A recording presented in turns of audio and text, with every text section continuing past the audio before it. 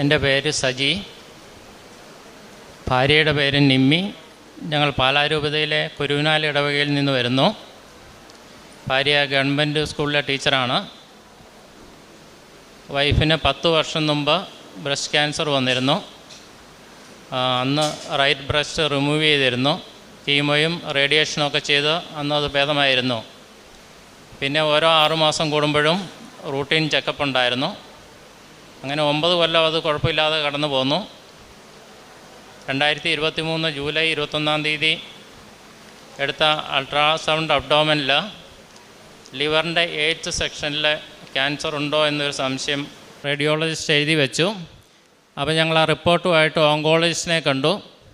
Oncologist physical examination ചെയ്തിട്ട് പറഞ്ഞു, സംശയം തോന്നുന്നുണ്ട്, ബയോപ്സി എടുക്കണമെന്ന് പറഞ്ഞു. അങ്ങനെ ബയോപ്സി എടുത്തതിൽ അത് പോസിറ്റീവായിരുന്നു. ഉടനെ പെറ്റ് സ്കാൻ എടുക്കണമെന്ന് പറഞ്ഞു, സ്പ്രെഡിങ് എത്രയുണ്ടെന്ന് അറിയാനാണ്. പെറ്റ് സ്കാൻ എടുത്തതിൻ്റെ അകത്ത് കാര്യമായിട്ട് സ്പ്രെഡിങ് ഉണ്ടായിരുന്നു.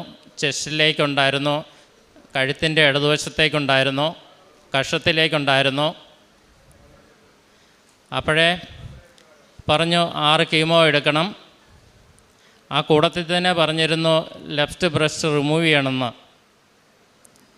അപ്പോൾ രണ്ടാമതും ഇങ്ങനെ വന്നപ്പോൾ ഞങ്ങൾക്ക് വലിയ സങ്കടമായി. ഞങ്ങൾ ഓഗസ്റ്റ് 6-ാം തീയതി ഇവിടെ വരുന്നു, ഉടമ്പടി എടുക്കുന്നു. അപ്പം ജോസഫച്ചനെ കണ്ട് പ്രാർത്ഥിപ്പിക്കണമെന്ന് ഞങ്ങൾക്കുണ്ടായിരുന്നു. അതുകണ്ട് വീണ്ടും 7-ാം തീയതി രാവിലെ ഞങ്ങളിവിടെ വരുന്നു. അന്ന് ടോക്കൺ കിട്ടി. ജോസഫച്ചൻ കുരിശുരൂപം തലയിൽ വെച്ച് പ്രാർത്ഥിച്ചു. അങ്ങനെ പോകുന്ന വഴിക്ക് കൃപാസനം പത്രവും മേടിച്ച് ഞങ്ങൾ പോയി. കൃപാസനം പത്രം ഗവൺമെൻറ് ആശുപത്രിയിലെ രോഗികൾക്ക് കൊടുത്തു.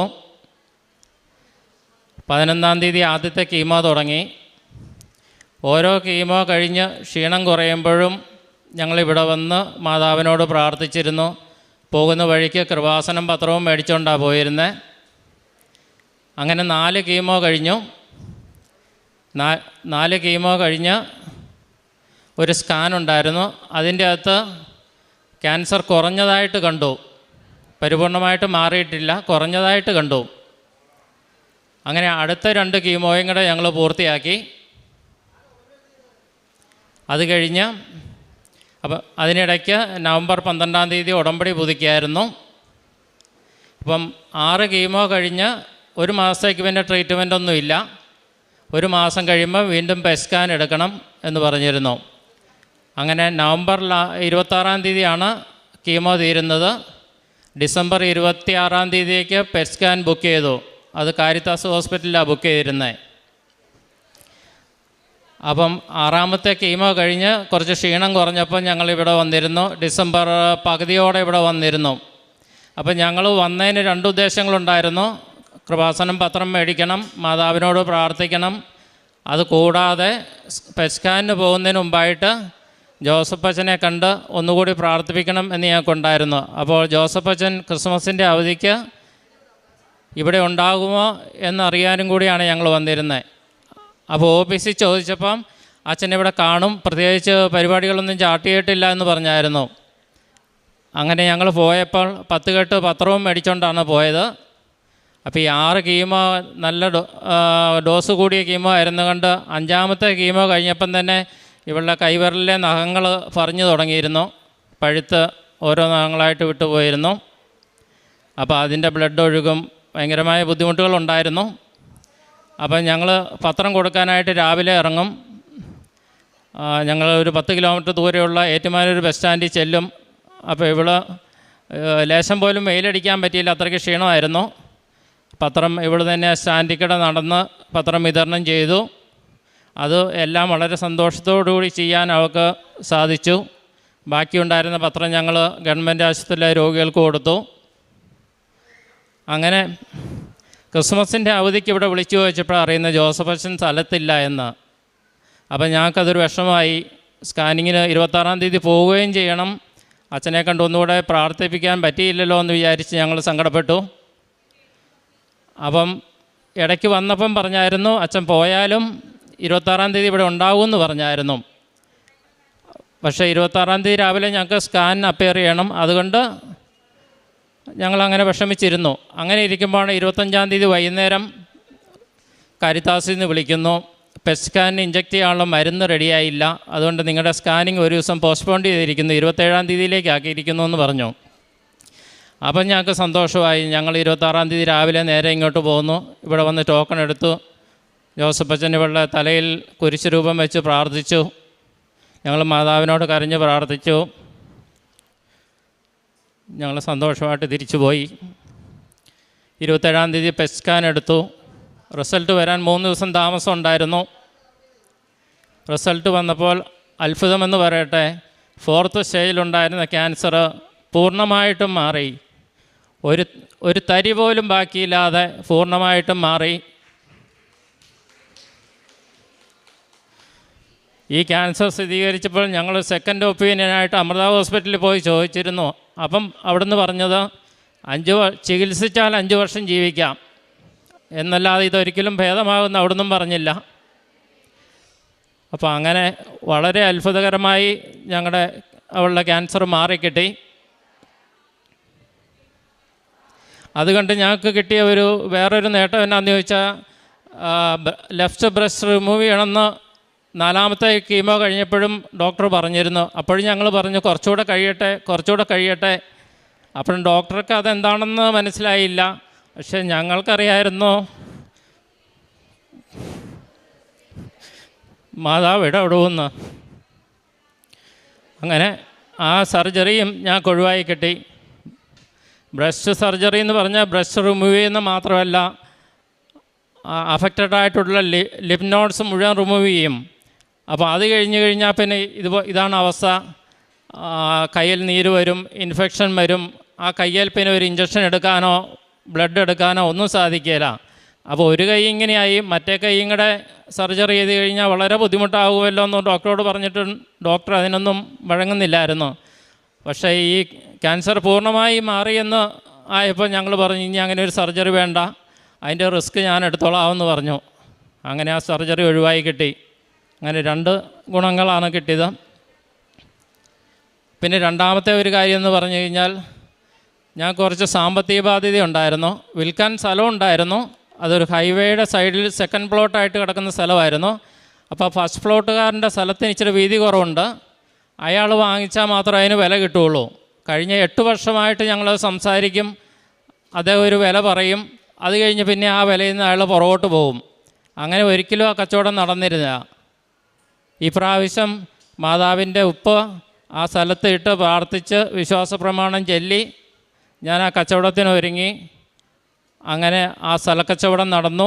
ഞങ്ങളുടെ സാമ്പത്തിക ബാധ്യതകൾ ഏകദേശം തീർന്നു. പിന്നെ മൂന്നാമതായിട്ടെന്ന് പറഞ്ഞാൽ, ഒരു 4 മാസം മുമ്പ് എനിക്ക് 2 വശത്തും പല്ലുവേദന വരുമായിരുന്നു. പല്ലുവേദന എന്ന് പറഞ്ഞാൽ ഒത്തിരി കൂടുതലൊന്നുമില്ല, ഒരു ഇറിറ്റേഷൻ പോലെ, എപ്പോഴും മണിക്കൂറുകളോളം നീണ്ടു നിൽക്കുന്ന വേദന. അത് ഏത് പല്ലിൽ നിന്നാണെന്ന് നമുക്ക് ഐഡൻറ്റിഫൈ ചെയ്യാനും പറ്റുന്നില്ല.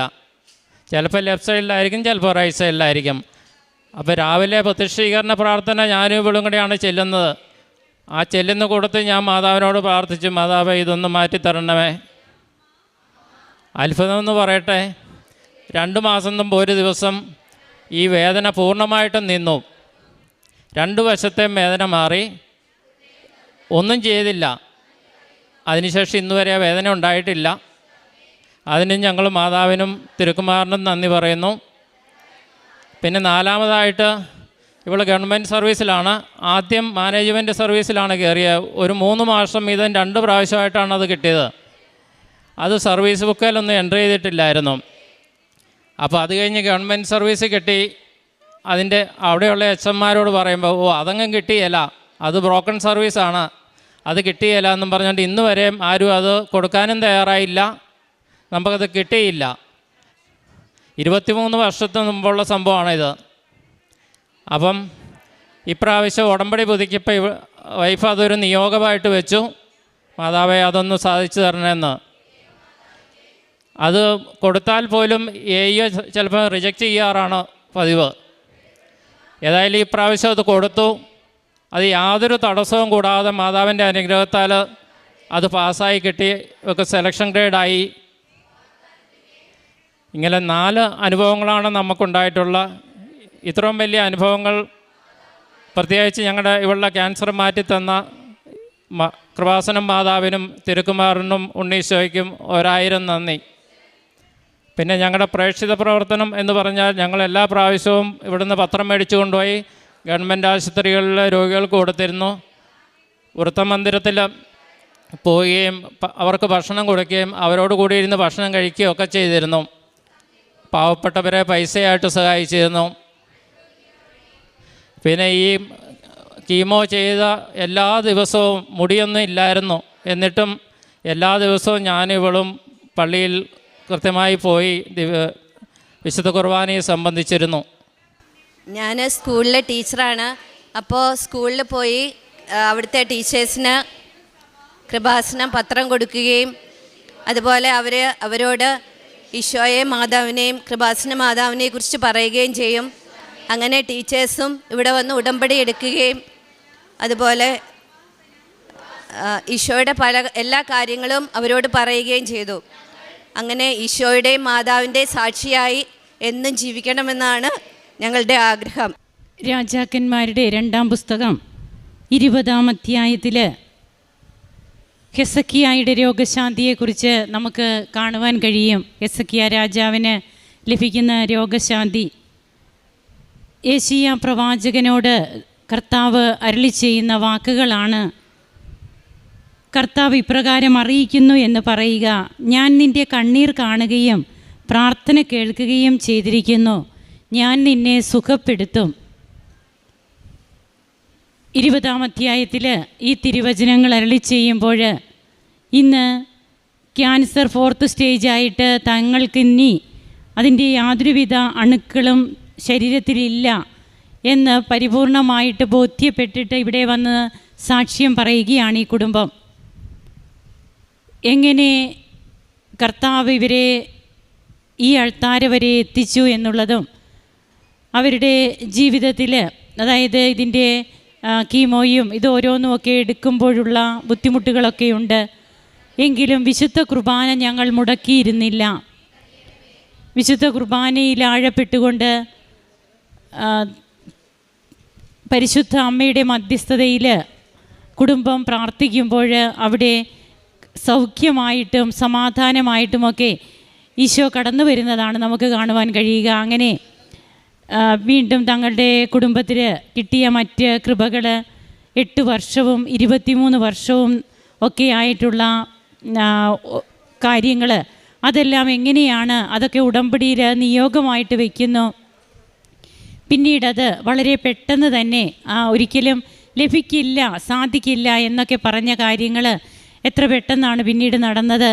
അതുപോലെ ഈ മകന് കിട്ടിയ ഒരു രോഗസൗഖ്യവും അങ്ങനെ തങ്ങൾ കൃപാസന പത്രം അതൊക്കെ കൊടുക്കുന്നതിന് എത്ര ബുദ്ധിമുട്ടിയാണെങ്കിലും രോഗാവസ്ഥയിലും ആ കൃപാസന പത്രം അത് ഈശോയെ അറിഞ്ഞവരെ ആഴപ്പെടുത്തുവാനും അറിയാത്തവരെ അറിയിക്കുവാനുമായിട്ട് നാം കൊണ്ടു നടന്ന് കൊടുക്കുന്ന, അതായത് ദൈവവചന പ്രഘോഷണം തന്നെയാണ്. അങ്ങനെ അതുമായിട്ടൊക്കെ പുറത്തിറങ്ങി അതൊക്കെ മറ്റുള്ളവർക്ക് വേണ്ടി കൊടുക്കുമ്പോൾ തൻ്റെ രോഗിയായിരിക്കുന്ന അവസ്ഥയിൽ താൻ അതൊക്കെ ചെയ്തു എന്നൊക്കെയാണ് ഈ മകളും ഇവിടെ പങ്കുവയ്ക്കുന്നത്.